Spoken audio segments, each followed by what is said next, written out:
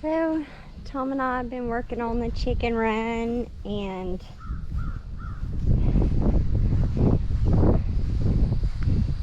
we've been putting the holes down deep, no concrete. I'm picking peaches.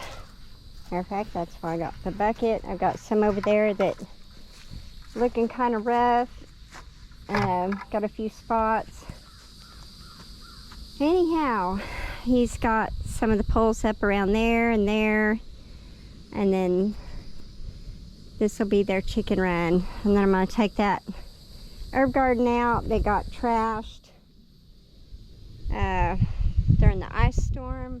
I had that whole thing full of lavender, and when all those heavy limbs fell, it crushed them all. So anyhow, look at all them peaches. Oh, there's a moon up there too. Pretty. Lots of air traffic. So I've got some that's got these little marks. Well, there's, well, not so much that one, but you know, a lot of these, you can cut the bad spots out, or little wormholes out, and go ahead and use them. I don't like to waste stuff. Anyway, there's a few really pretty ones there. The trees have been so heavy with this wind, they've been snapping. I didn't get a chance to come up here and pre-thin, and I'm paying for it now. So, remember when I said I needed help pruning? I guess God's going to help me out here. I just didn't want it full of peaches at the time. But, and it's hot. It's really hot today, y'all. Sorry.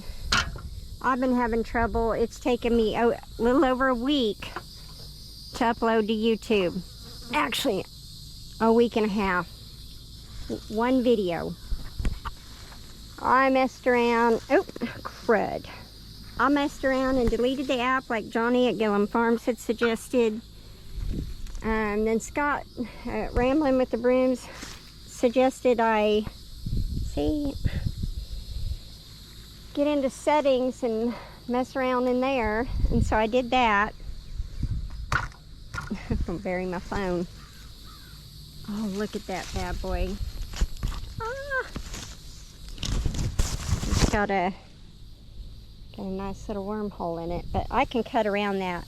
We didn't, growing up, when we would pick and harvest the fruit, we would cut out the bad spots and we would use the fruit. We didn't waste it. And that's how oh gosh, this is scary. I'm trying to lean on this top row, so if I fall down, you'll know I bit the dust. I shouldn't be up here doing this. I'm a little too old for this, but man, these peaches. I've made some smoothies. I froze some, and I got some in the freeze dryer right now, and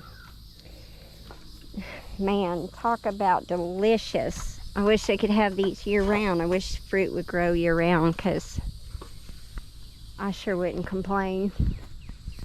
But it is hotter than a firecracker, and I'm gonna go in, and I'm gonna go ahead and start cutting up peaches while it's hot. And then when my sweet Tom gets home, we will work on the chicken run again. Also, we buried this hardware cloth under there. We're not done. We got more, but and then we'll probably have to put some in the mid. Well, we're definitely gonna put some in the middle, but maybe put some down. Dang it. The wind's knocking them down too, but then the birds get them too. I have to chase them crows out of here all the time. But just to make sure that they're strong and that we will be able to have no predator issues, because there's a mountain lion or two that roam right through here. We've actually had one mountain lion on the farm. Right after the ice storm, we got the footprints, and then all the neighbors, any kind of animals, chickens, roosters that were out got eaten up. And then everybody, there's been a few people that have seen them and caught them on their cameras and such. Where they come in on our farm, we haven't caught them on the camera, but we may need to get more cameras. But then there's foxes, lots of foxes. I've seen foxes during the day. So they're not just nocturnal predators, they can also come in the day. And I've seen a lot of people talk about the raccoons during the day. I've seen a raccoon or two in the day. I've seen a skunk come in here during the day. And all these things are predators to chickens. And, you know, I got the chickens because my mom wanted eggs. And I figured I would use the manure on the farm. See, look at all the natural pruning that's getting done. I gotta be careful reaching in there like that. That's pretty stupid. We got timber rattlers out here. And last year we had that great big one. You see that moon. Looks like I'm losing a bunch of trees. I'm gonna have to figure out what's going on. Ever since the wildfire, I have lost quite a bit, and I've replaced quite a bit, and I've lost more. So apples are doing pretty good. I think I lost the peach tree back here. I know I've lost this to wind, but I'm losing some of the trees. Like, just the whole tree is dying. Yeah, this is an apple. These apples are good. See that one? That was planted after the fire because none of these trees back here survived. All this burned. Oh, and all this burned for a good week. So, anyhow, we got a big mess to clean up. We're gonna have to move stuff around, and these trees really need pruned back. At least this season, I'm gonna get a good amount of elderberries. This one we didn't lose to the fire. It was a huge tree. You could see where it was, the big circle here. But lightning struck it about 3 or 4 times and it just gave up.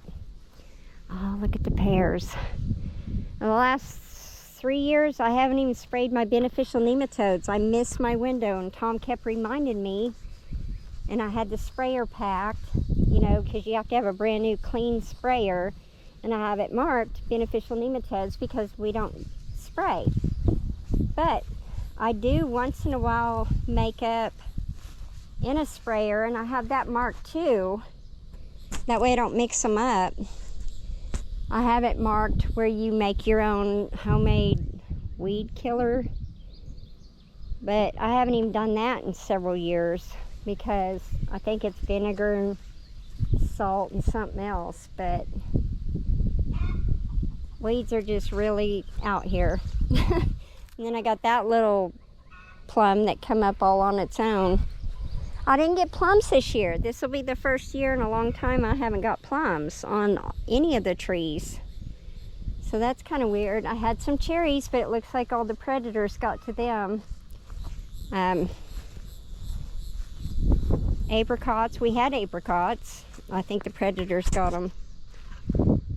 Nope, there's some up there. See them? It's actually loaded with apricots.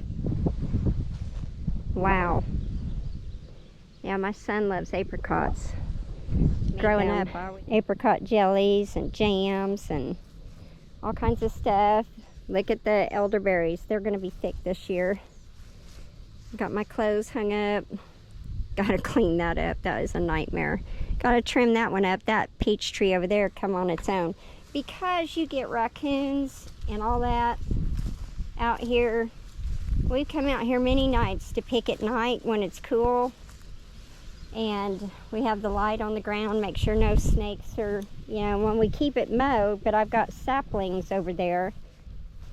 So I've still got a few people that want saplings. By the way, if you're listening, come dig up your saplings because I'm going to have to mow pretty soon because the snakes are really bad here. We just got behind on mowing. Anyway, I got all this natural pruning. And I'm going to have to really clean these trees up this fall. But there's some apricots up there as well, I think. Or maybe not. No, that's the peach tree over here that's got little tiny peaches. This one hasn't really produced, so this would be the first year, and they're just itty bitty. And that poor baby over there needs trimmed up pretty good. There's all those peach saplings. So if you're watching and you want peach saplings and you've talked to me about it, you better come and get them. Because it needs mowed out here.